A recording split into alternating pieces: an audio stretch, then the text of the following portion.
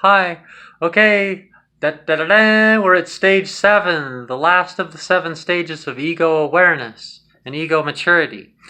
This stage is the striving ego, it's being ecocentric. Eco, like ecosystem, eco means house, and I think Latin.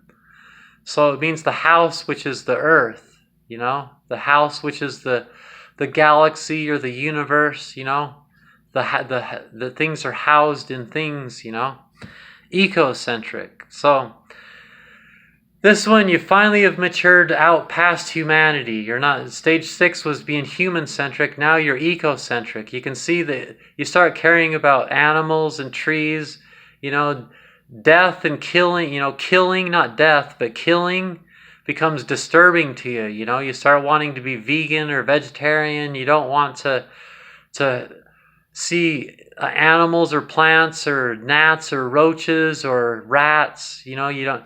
It's like when some kids kills a mouse. Yeah, it's just a mouse. Mice are the enemy. It's like, oh no, that's a mouse. That's my foot. You just hurt my foot. It's part of you. You're one with everything. You finally become ecocentric.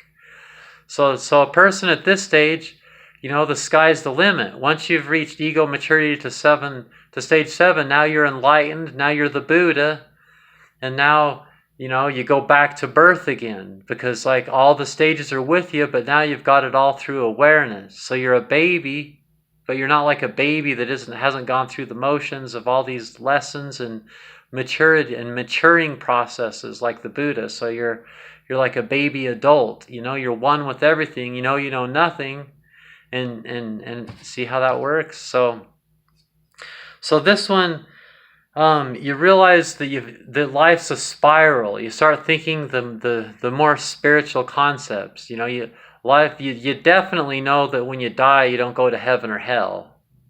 You definitely know that who you are is not the person, the gender and the name and all that, the race and everything that you think your family and all that stuff is long gone in the dust in the past. Who you are is not the past. Who you are is not the future. You're just focused on, everything's a spiral to you, and everything's connected and everything's one. That's being ecocentric. And so now once you're mature enough to be ecocentric, then all the other stages are part of you, and you meditate. The reason you keep meditating, if someone's already enlightened, why do they need to keep meditating? Because it never really ends. You have to keep it in focus. Like when you're ecocentric, the flaw in that is you get horny or you get hungry or something like that.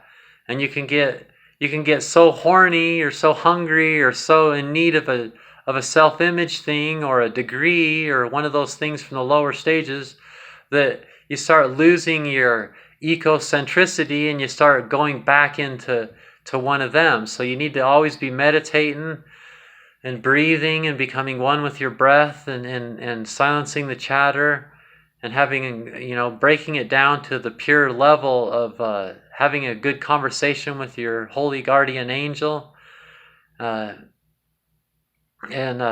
keeping that awareness, so that during the day and during your life, you don't ever lose so much awareness that you act out of lower levels, and you keep your ecocentricity enough that you don't judge other people, that you can see where they are and you can see what I keep saying level. Gosh damn it. It's probably because I'm stuck somewhere where, I need some maturing. If I'm, why would I say level? It sounds like there's some kind of maturing issue, doesn't it? See? That's what you do. You're like, oh gosh damn, when you're meditating, I keep saying level. So you meditate and you try to say, why? That's obviously what I need to do, huh?